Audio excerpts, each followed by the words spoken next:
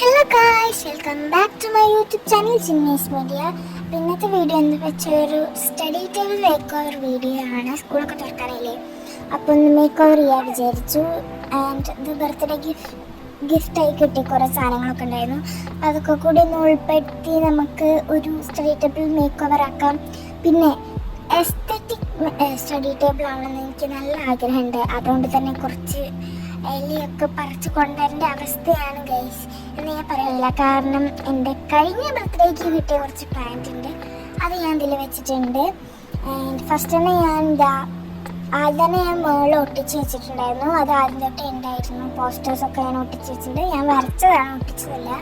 പിന്നെ ഞാൻ സ്റ്റഡി ടേബിളിൻ്റെ മുകളിലെ ബ്ലാങ്കറ്റ് ഒന്ന് വിരിച്ച് കുടഞ്ഞൊന്ന് ശരിയാക്കി വെച്ചിട്ടുണ്ട്. പിന്നെ ഇപ്പോൾ ഓർഡർ ചെയ്ത് കുറച്ച് ദിവസമായി വന്നിട്ടുണ്ട്.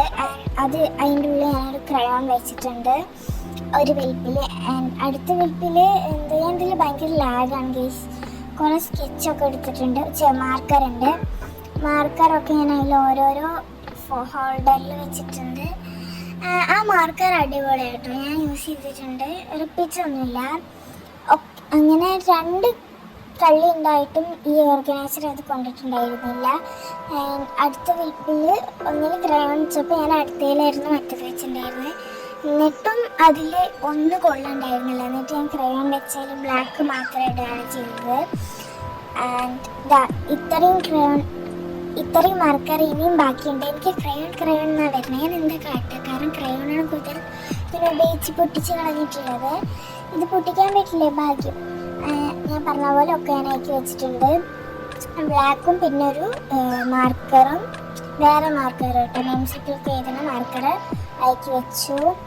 പിന്നെ ഞാൻ എന്താ ചെയ്യണേ, ഭയങ്കര ലാക്കാണ്. പിന്നെ ഒരു സാനിറ്റൈസറിൻ്റെ കുപ്പി ഞാൻ പെയിൻറ്റ് ചെയ്യുമ്പോൾ എടുക്കാറുണ്ട്, അപ്പോൾ അതൊരു സൈഡിൽ വെള്ളം നിറച്ചിട്ട് അവിടെ വെച്ചിട്ടുണ്ട്.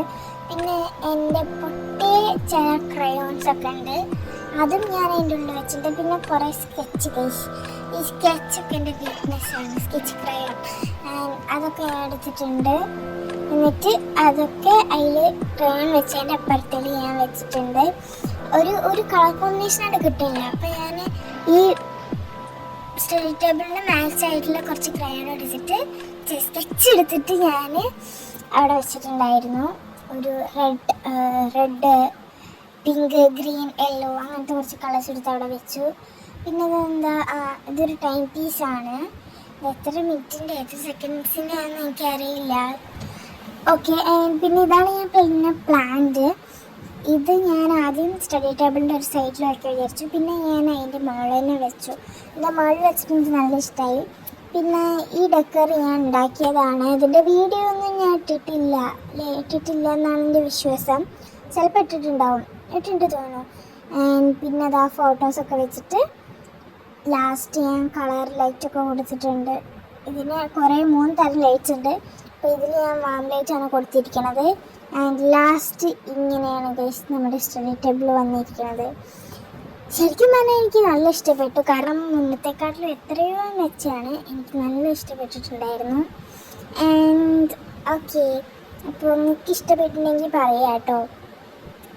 വലുതായിട്ടുള്ള മേക്ക് ഓവർ ഒന്നുമില്ല, ചെറിയ മേക്ക് ഓവറാണ്. അപ്പോൾ എല്ലാവർക്കും ഇഷ്ടപ്പെട്ടാൽ ലൈക്ക് ചെയ്യുക, ഷെയർ ചെയ്യുക, സബ്സ്ക്രൈബ് ചെയ്ത് സപ്പോർട്ട് ചെയ്യുക കേട്ടോ. ഇതിൻ്റെ ലാസ്റ്റ് ഫൈനൽ ലുക്ക് ഞാൻ ഒന്നും കൂടി കാണിച്ചു തരാം. ഓക്കെ.